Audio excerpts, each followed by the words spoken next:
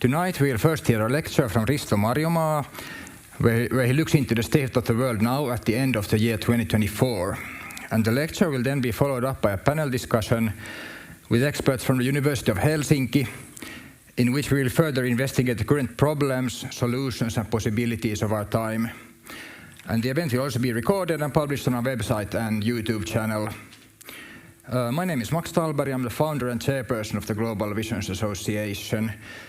We act as a platform for the discussion on how the state of the world can be improved, especially from the point of view of global justice and equality. And we also highlight different societal visions regarding all of this. But now, over to you, Risto, please. The stage is yours. Thank you. Okay, with my students in the university, I usually start with maps. Maps are very good in pointing out what maps do not tell. Maps always lie.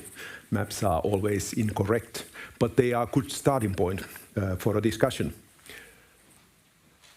Today, our starting map is a map which is kind of an image of our new world as a new Cold War.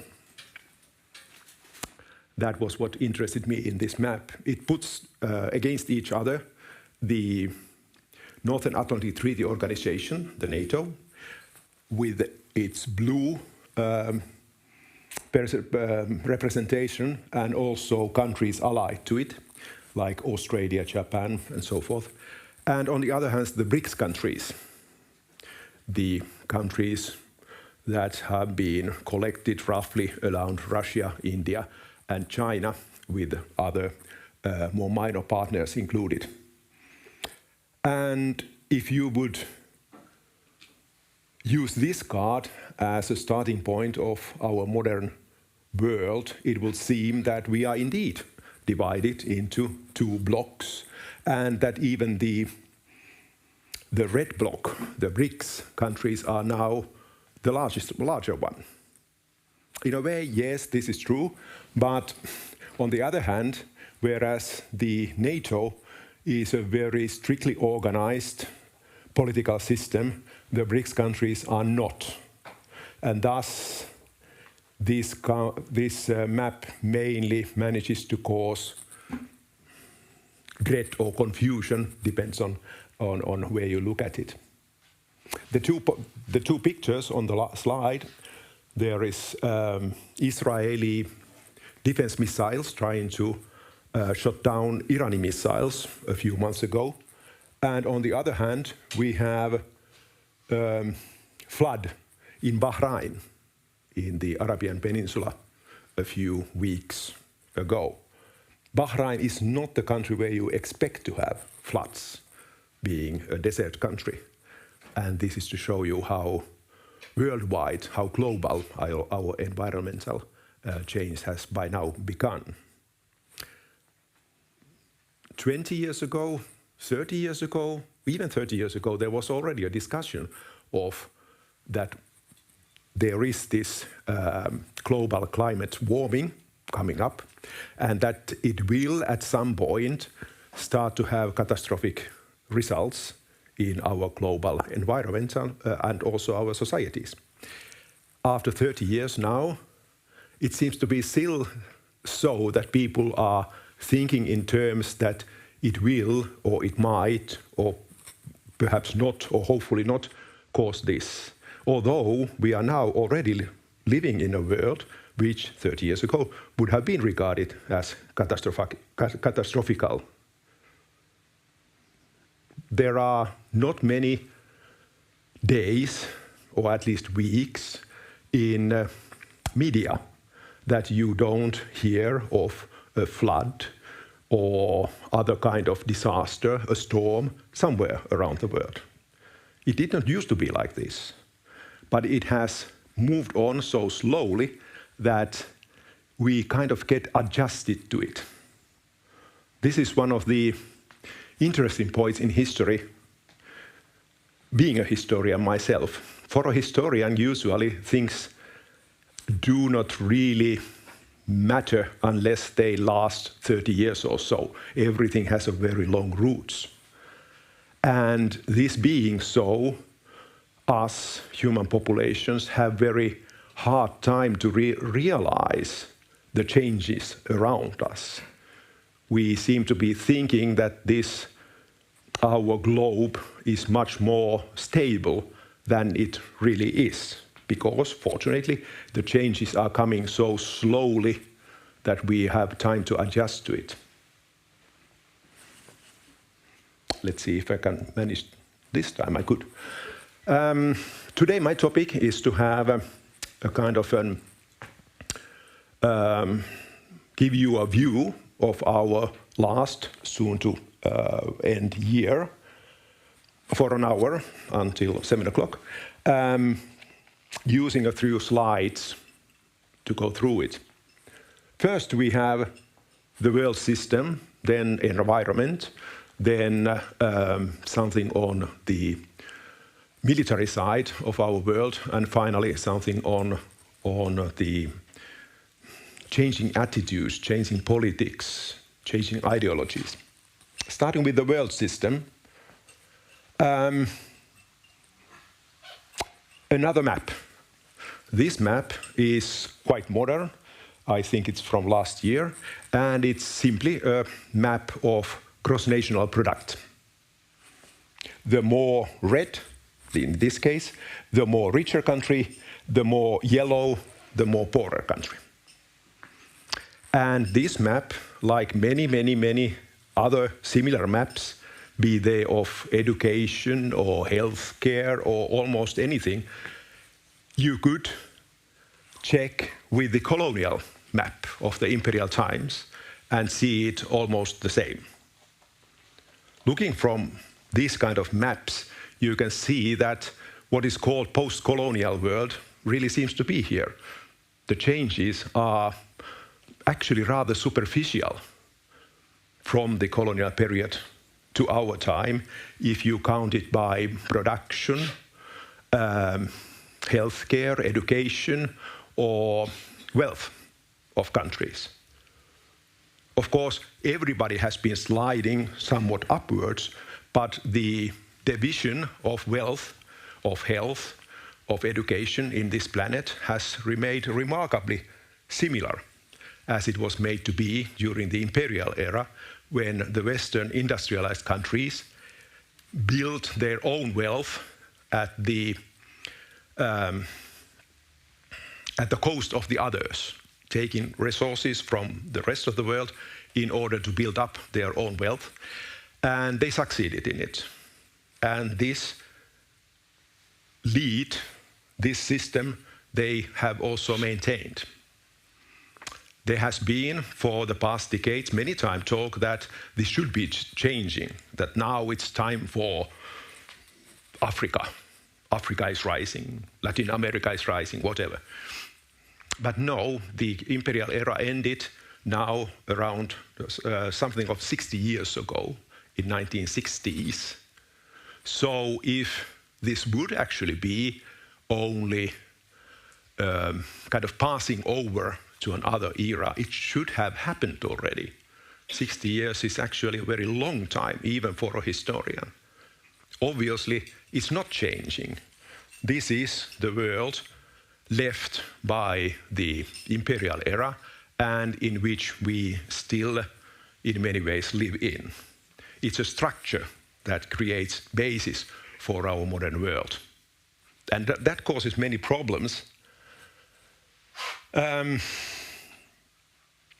It means that every time the Western world, we try to stabilize the systems, try to get rid of poverty, of wars and so forth, we actually only validate the system as it is. We are not changing it, we are just trying to keep it stable. Be it the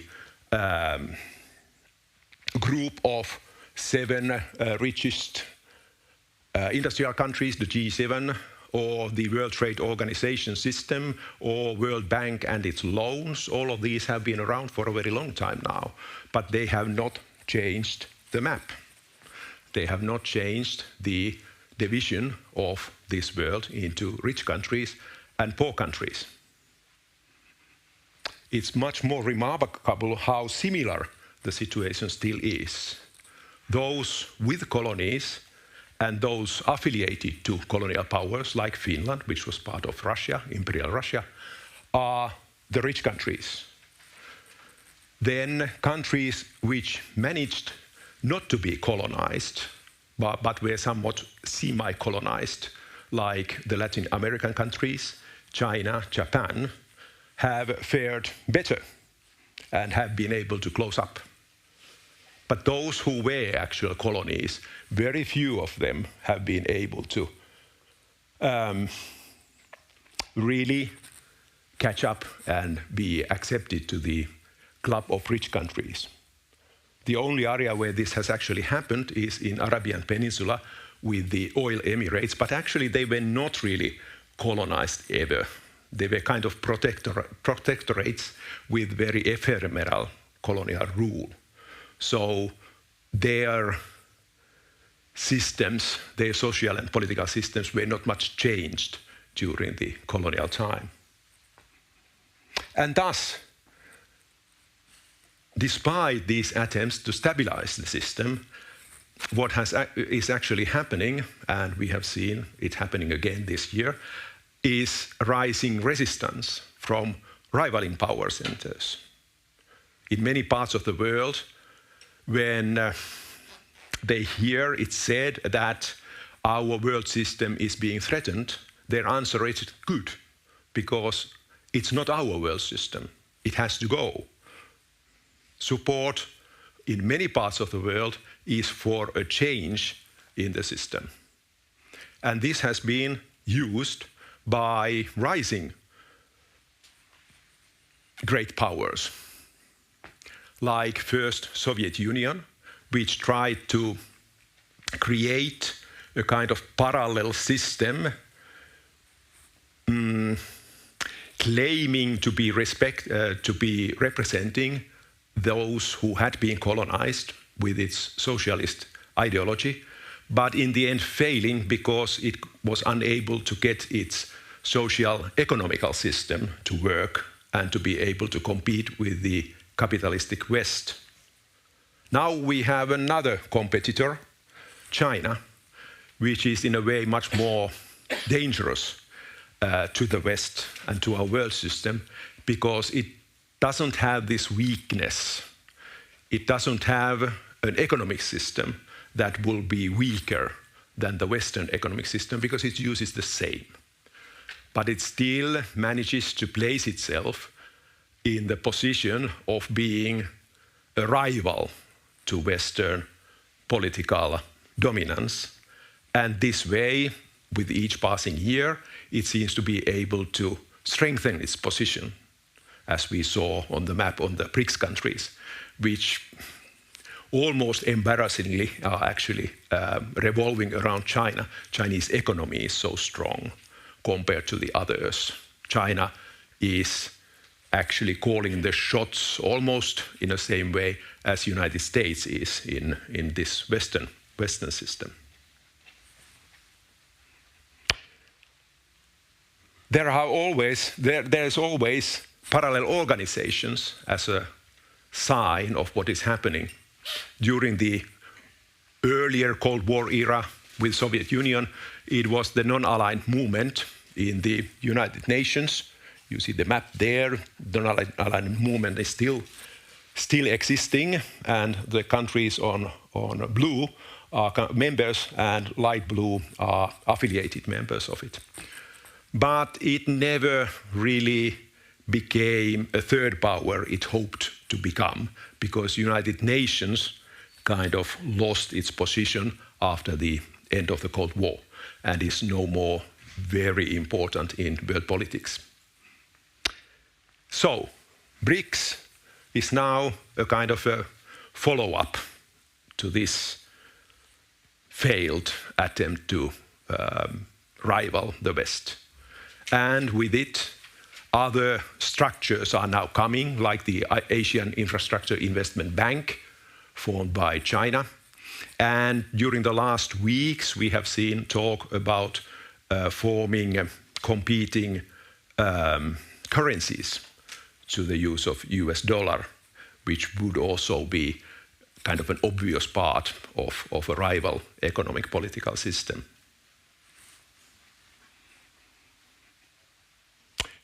This now means that are we or are we not now in a new Cold War? From a historian's point of view, it's kind of an empty question because the original Cold War was never actually defined in any theoretical or structural way. Nobody really knows what it means. It's just a name for an era. It doesn't have any defining factors, except that it means that there are power centers facing each other. If this is so, if this is their definition, then yes, sure, we are now in another Cold War era. And there are very similar, sometimes paradoxical means to show it. During the first Cold War era, Soviet Union and its allies created a wall in the middle of Europe in order to prevent their own citizens from escaping to West, where living standards were higher. Now there is again a wall being built in Europe, but this time it's by the West. And this time the idea is to prevent people from outside to coming in. This time it's not Soviet Union or Russia, it's a precursor that is building walls, it's us. But the end result is more or less the same, the division of at least Europe, if not the world, in competing blocks. A few years ago, it would have seemed still that there will be perhaps multi-great power system coming up, not this binary system we had during the First Cold War. But the Russian invasion of Ukraine seems to have now forced everybody to take sides. And at least to me, now in 2024, it seems pretty inevitable that in the end, China and Russia at least will be allies to each other, if they are not already, with India perhaps being in a very profitable situation as it was during the last Cold War, in between. Whenever there is a war, the winner is who is not taking part, because wars are always destructive. But if you are not taking part, if you are neutral, if you are outsider, and you are able to remain so, you are not endangering yourself as India, then you will be able to make very profitable trade with both parties. And you will escape the negative effects of Cold War or war between these parties. And India is doing actually very fine. Last year, 2 Indians were raised among the 10 most richest people in the world. And this was, at least to my knowledge, very much due to the fact that they were able to use Russian energy in order to trade with the West. Brazil, South Africa, oil emirates, yes, it's now rather more complicated, because 60 years ago it was still the West which was by far the most industrialized part of the world. So Soviet Union had a hard time to find allies with which to match that. But now countries like Brazil, South Africa, the oil emirates are strong enough to work as local great powers in their parts of the world. And this is creating a more complicated vision. Okay, then to the environment, which is not really my specialty, being a historian. So I'm only going to talk of the effects of the environmental crisis, not the causes. I cannot say that I would be a specialist on that. It's obvious that in order to solve a crisis, which is global environment, would mean that we need a global solution. But it's very hard to get a global solution in this post-colonial world, because such a global solution will probably change the world system as it is.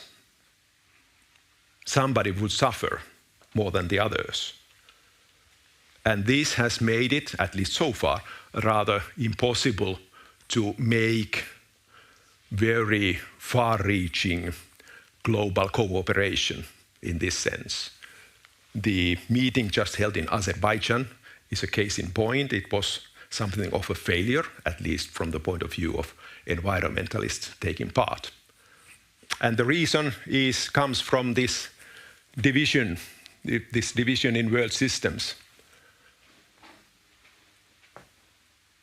It's obvious that this crisis is caused by us, by the Western world.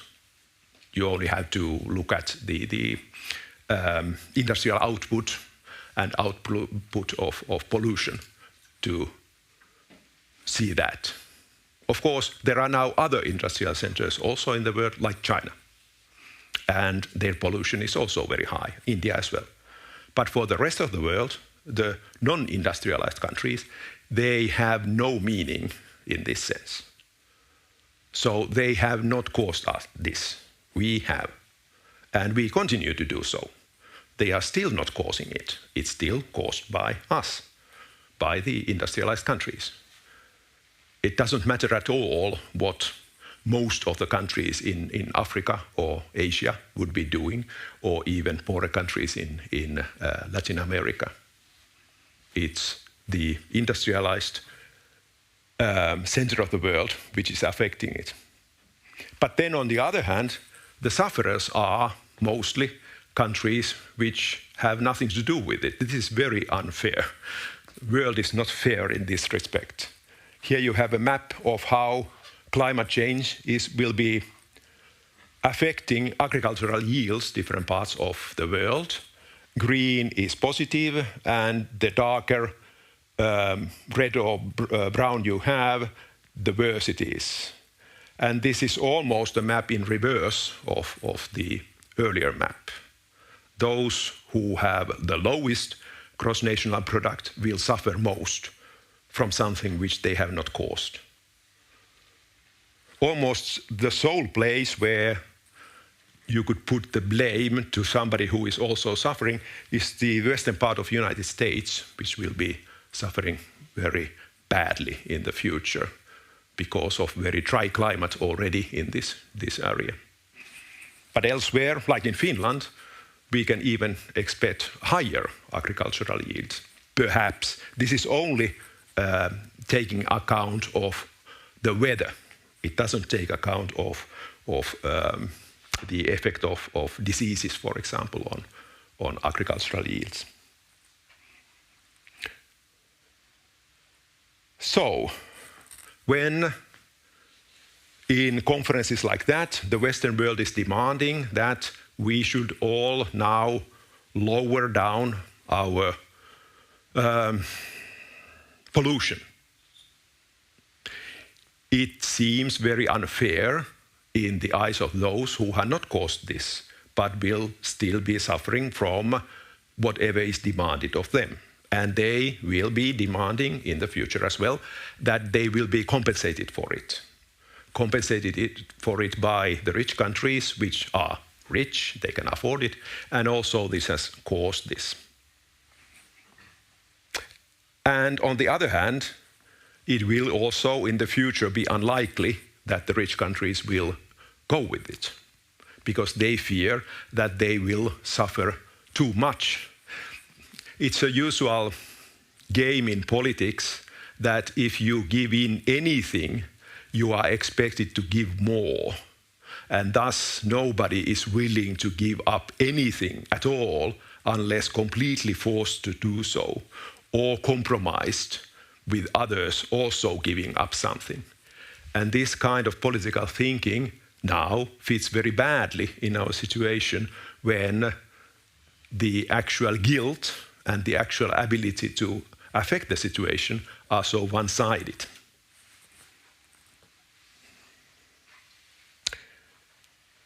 Okay, the other problem is that the solutions, the main solutions provided, seem to be also dividing the rich and the poor countries from each other. In the poorer countries, the simple solution would be that the rich countries simply have to lower their consumption. Lowering consumption means less use of world resources and less pollution. And this is not at all an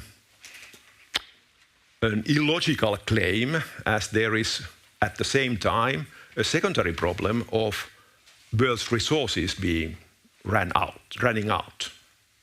This has nothing actually to do with the climate warming.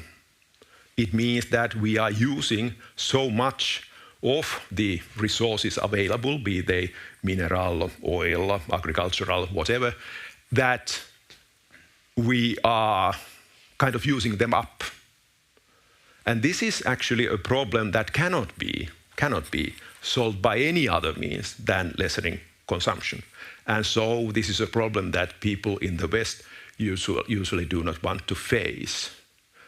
We are much more likely to discuss the global warming than we are the resource crisis, because there cannot be a solution to a resource crisis unless by lessening consumption, because there is no other planet from which to take resources.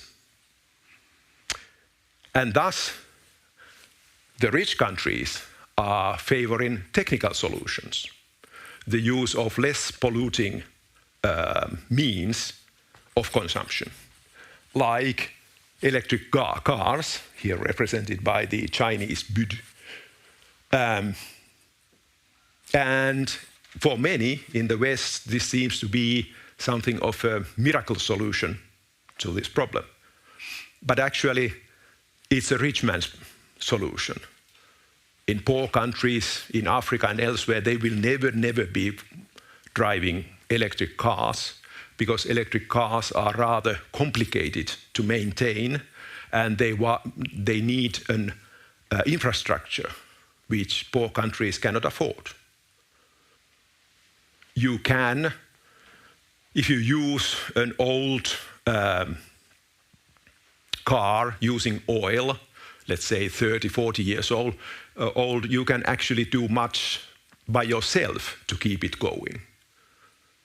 Modern cars, not that much because of their being computerized, and with electric cars you can't. So, from the point of view of poor countries, the solutions to favor less polluting technical inventions would only mean that it would underline more this division between the rich countries and the poor countries. They would be left to use whatever old-fashioned cars they would still be around.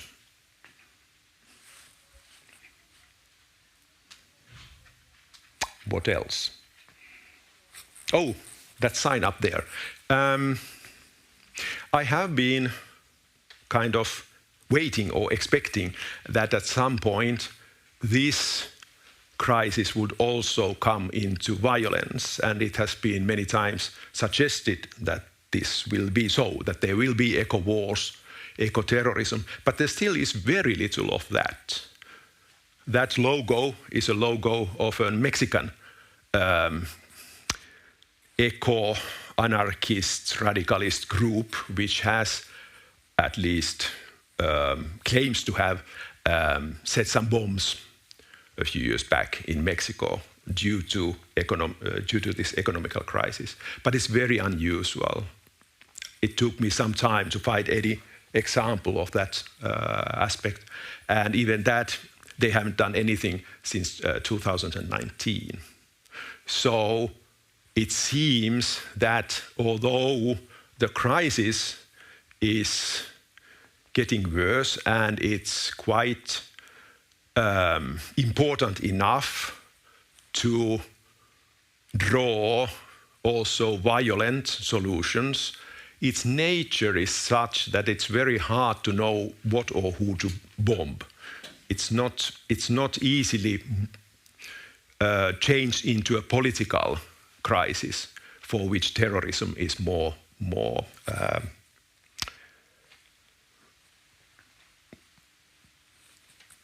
glued into. Losing my word too late in the evening. Okay, and then yes, I had half an hour for that and half an hour for the other two. I'm quite in timetable now. Breaking rules. Something which is, well, it's not actually, it didn't start this year, but we see it very strongly this year, is the unrestricted use of violence in wars. The breaking down of an international system of laws of war until at the moment they cannot really be functioning at all, especially in the case of Israel and its wars. And why so? It seems that in our world, with its current political crisis, with its new Cold War becoming more warm, there are politicians, governments, which have seen that the excessive use of violence has its political benefits. In the case of Russia, readiness to use massive military power upstages its great power status. Russia has been doing this for more than a decade now. With the fall of Soviet Union in 1990s, there was a decade or so when Russia was very, very lowly regarded in international politics. It was mainly walked over in any of its own political interests, be it in Balkans or Near East or elsewhere, especially by the NATO at that time. And this, by early this century, raised to power in Russia a government under Vladimir Putin, which clearly has decided that it is more important or most important to make Russia a great power again. It has to be. It cannot be walked over. You are not a great power if others do not listen to you, if others do not feel that they are compelled to listen to you. And thus, increasing their military power and increasing the use of military power in Near East and in Africa. The problem with Russians is that the other two main contenders for great power position, United States and China, both are very rich countries, very industrialized countries, which Russia is not. Russia is not very wealthy. It doesn't belong to the world's wealthiest countries. But it has one of the strongest military forces in the world. So the only way to portray itself as a great power still is to use its military power. It seems to me that it tried to first do this in a moderate way. Moderate is not a good word, a very bad word. In a lessened level, to avoid open war, as in the case of the conquest of the Crimean Peninsula, which was actually very, very cleverly done. Nobody died. But 2 years ago, Russian government came up with the problem which other similar militant great powers have in the past. There is a limit where you can bluff yourself. In the end, Russia probably was rather likely to find itself in a position where its bluff is called. And that happened 2 years ago, well, almost 3 years ago now, when It may demand that Ukraine should not be part of NATO. It should be given promises that this will not happen. Threatened war against Ukraine, but the West did not respond. They said that this is nothing to do with Russia. You can't threaten us. I did not believe that there will be a war in Ukraine, except for 2 months before the war. It was around Christmas in 2021 when all attempts to negotiate by Russia with its military power already poised on the borders were turned down, when I realized that we are now on this threshold. If Russian government backs down, it cannot use its military power in a similar way anymore, because everybody knows that this is a bluff. The only way to show that they mean what they say is to do, whatever the cost. I think it's rather misplaced to ponder the cons and the losses to Russian economy or whatever different sides of its international standing, or even the position of Ukraine from the point of view of Russian strategy.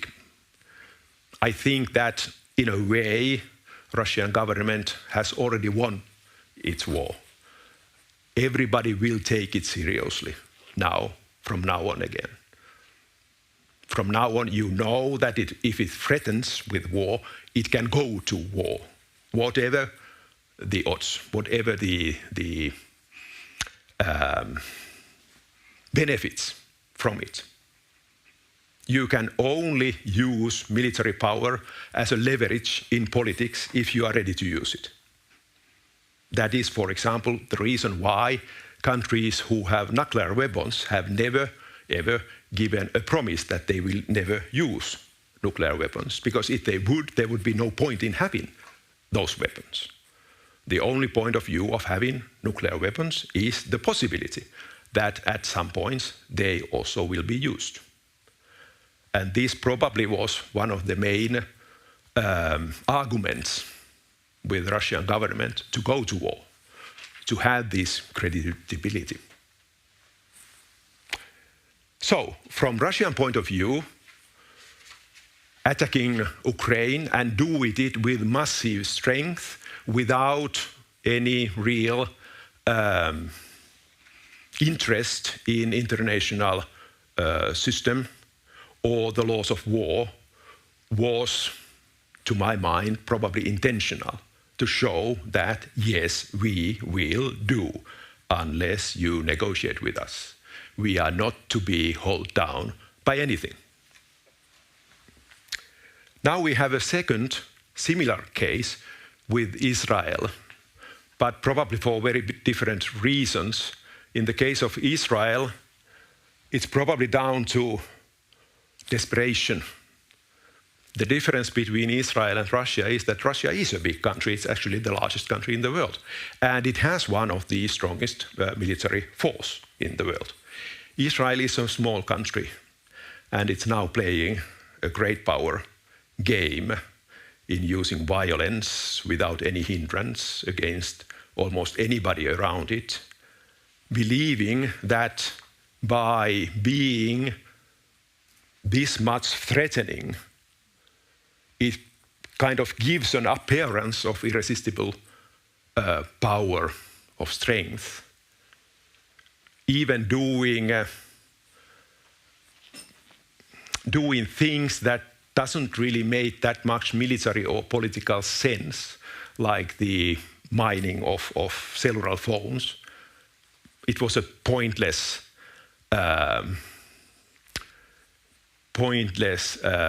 decision to walk over international laws, and probably was partially made in order to show that we are not to be stopped by anything.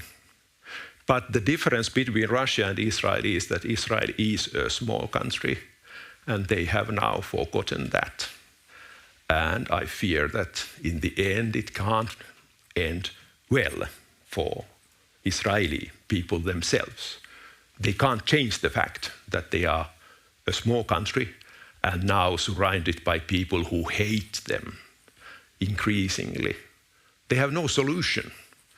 They are not presenting any peace solution now. They don't have a tomorrow in their politics. All this probably caused by their past, by the great bitterness caused by the Holocaust 80 years ago, and the anti-Semitism in this world, and the feeling that they are hated and they are pushed in a corner. Or, on the other hand, also being one of the last remaining white settler societies from the colonial time, which also gives them this uneasiness in the knowing that the way they came in was in a much different situation. The South African whites have a similar problem, that they have this kind of problem of identity in the current world. Okay, so these two are simply examples of how Cold War logic, which has now returned, call it Cold War if you will or not, has eroded rule-based international system based on the UN Charter after the Second World War. It seems that in this situation, in this power struggle, where West and United States is kind of in a losing position and the rivals are pushing, the struggle is so desperate that it's more important to hold on to your allies than it is to hold on to an international system. And thus, China is supporting and protecting and helping Russia, although there is no reason to think that the Chinese would have any interest in Russia actually taking territory from Ukraine. And they probably hate the idea of the war. They didn't want it. They had no reason to wish for it. It's bad for them. But Russia is too important to lose. So they will be helping Russia. The same with USA and Israel. Whatever Israel does, and this is partially probably the reason why the Israelis do it, is to show that the United States will always back them down. The United States will never give them up, whatever they do. And from the point of view of United States, why they are backing Israel, it has much to do with their inner politics, inner political support groups, especially the Christian right-wing millenariist groups. Interestingly, it's no longer the Jewish lobby as before. During the original Cold War, the reason why United States ended up backing Israel was a strong political group in the United States itself, the Jewish lobby. But now the Jewish population of the world is very much divided by Israeli actions. Many, especially in the United States, fearing that this will only increase anti-Semitism and that the Israeli politics is wrong. So that's not the reason why this strong US backing for Israel still. It's now these Christian millenarists who see Israel having a very important part in their vision of the ending of the world. That when Jesus Christ returns, you have to be on the right side, and the right side is always the side of Israel. It seems strange that this will be so, but there is no real good strategic or political reason to back down Israel. Israel is not strategically based. It doesn't have any resources. It's not a very valuable ally from point of view of real politics. Okay, then on the other hand, this kind of world situation is also very good for terrorist organizations, as was the case with the earlier earlier Cold War as well. Because in a situation where there is much bitterness, much hate, much violence, it's easier for terrorist organizations like Hamas here to use terrorist actions knowing that they will get very harsh reactions. And this is what terrorists are aiming at. And this is something which people seem to be always forgetting. Terrorists are not trying to kill people in order to get power. They are trying to kill people as a means of giving message to the other side. And usually it means in order to lure the other side to do something which is so much harsher that it will turn people against it. And here Hamas has been very successful. If Russia has kind of won its Ukrainian war, whatever happens, Hamas has already won its war against Israel. It will be a very, very long time now when any Arab country again dares to try to deal with Israel. A year ago, it seems that Saudi Arabia, one of the most important Near East countries, was edging towards making a deal with Israel. But even Prince Muhammad, who is a very ruthless ruler in Saudi Arabia, could not dream of doing it now.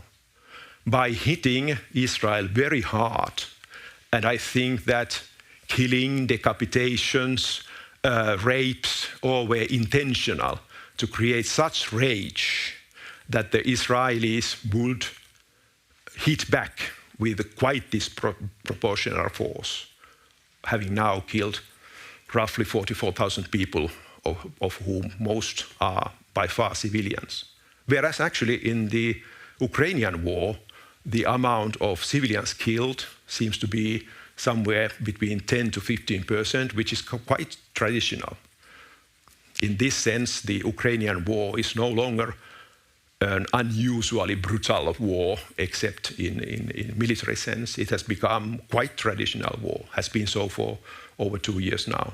Most of the civilians were killed during the first months of the war. But there is nothing traditional in the Gaza war. And whatever happens to Hamas itself, whatever happens to its leaders, it has achieved the goal. There will be no peace in which the Palestinians will be left out.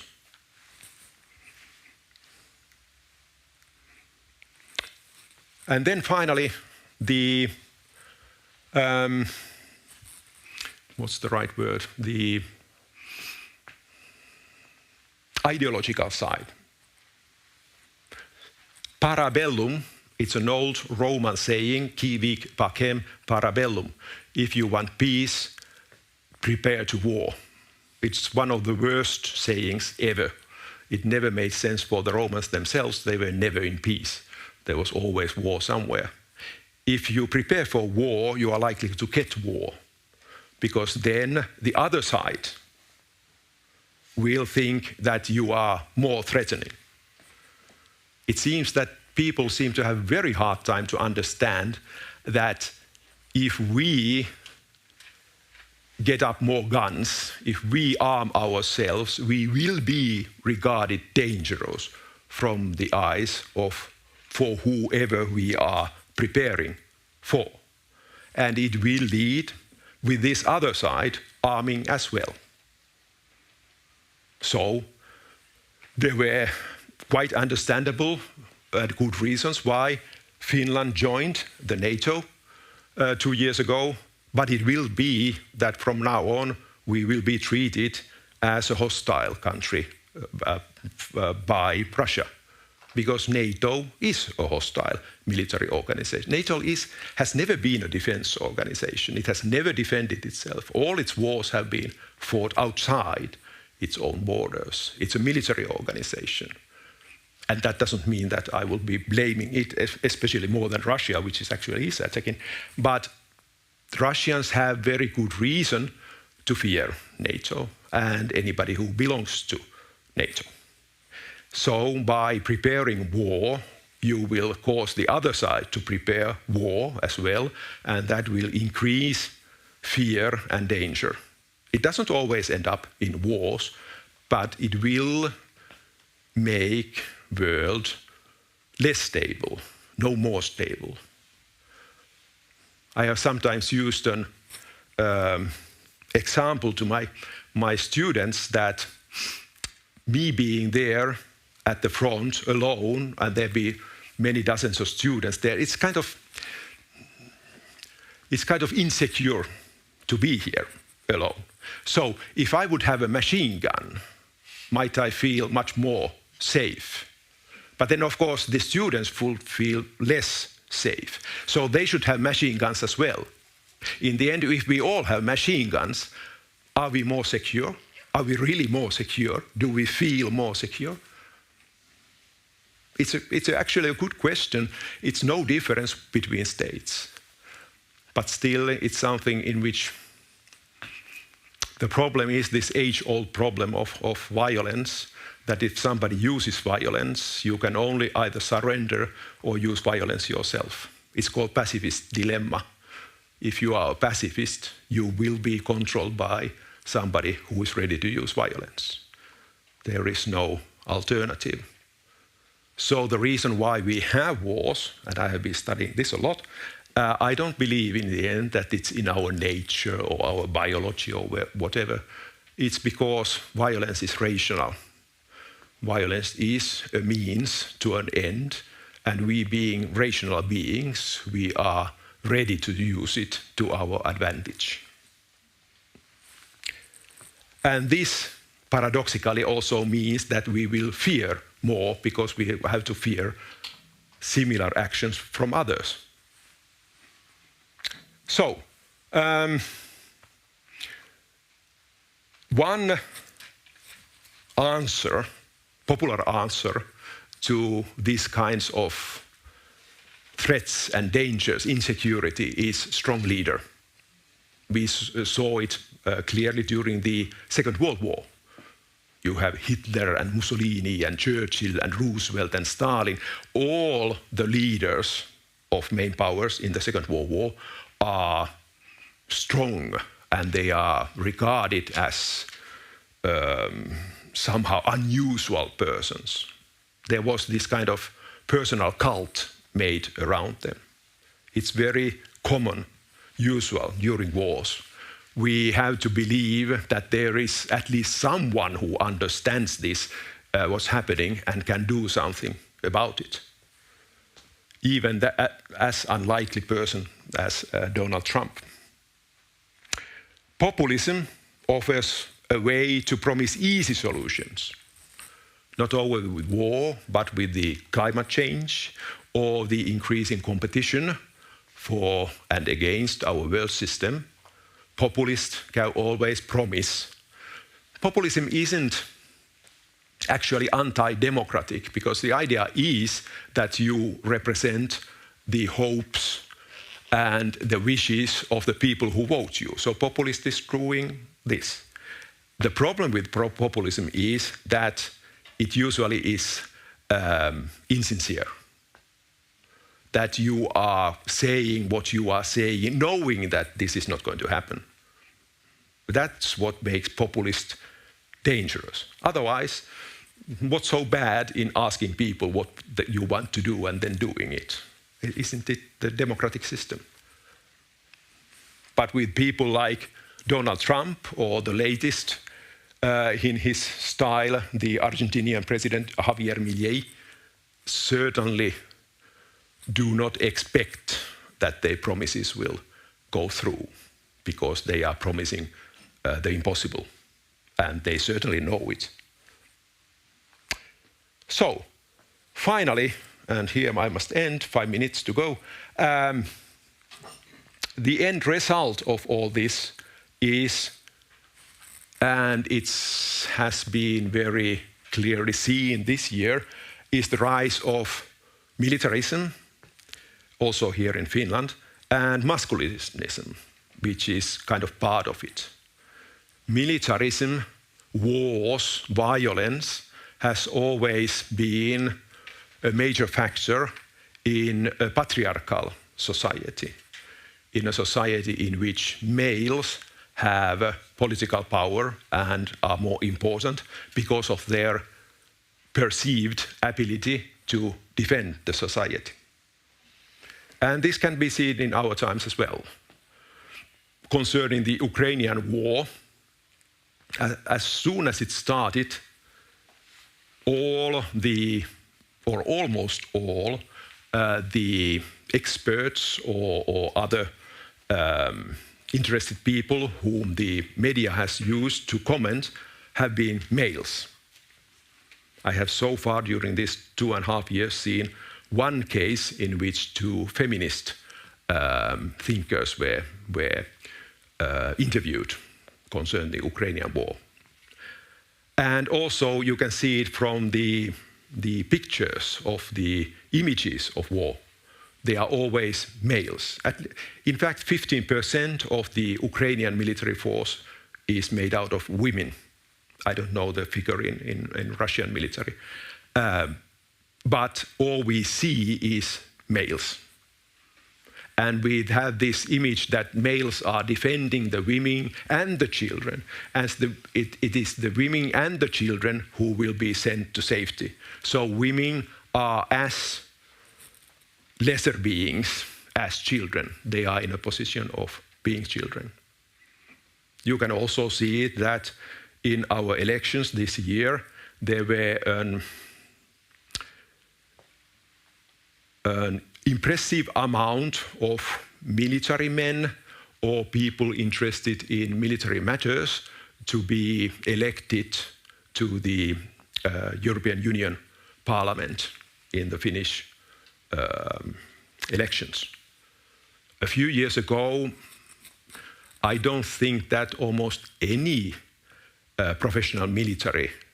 member of professional military would have dreamed of making a political career because they were so insignificant in Finnish media, in Finnish public.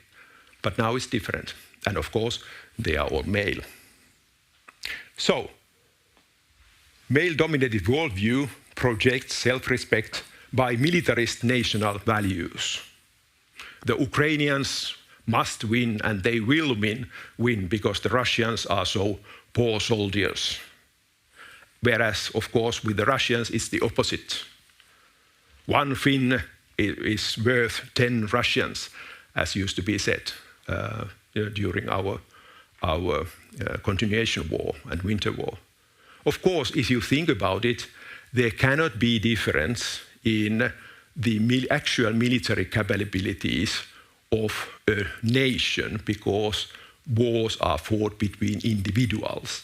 And individuals have roughly the same kind of capabilities. So the Ukrainians are no better or no worse than Russians or Finns or whatever. But it makes for a good story. It makes us to believe that yes, rightness will win in the end because the heroes will win. The heroes will be somehow better, although they don't have the resources for it. Ukraine can't really win the war. And it has only this autumn been recognized now increasingly also by the media and the politicians. It has been obvious from the beginning there is no way the Ukrainian army will march to Moscow, nor there is any reason for the Russians to give up if they don't. The best the Ukrainians can do is to hold out, because they are the weaker side. Wars are in fact rather dull in this respect.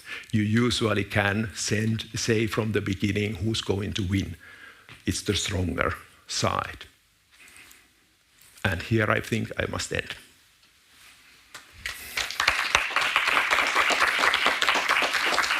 Thank you, Risto. This was once again really interesting. Let's now hold a 15-minute break and then continue with the panel discussion.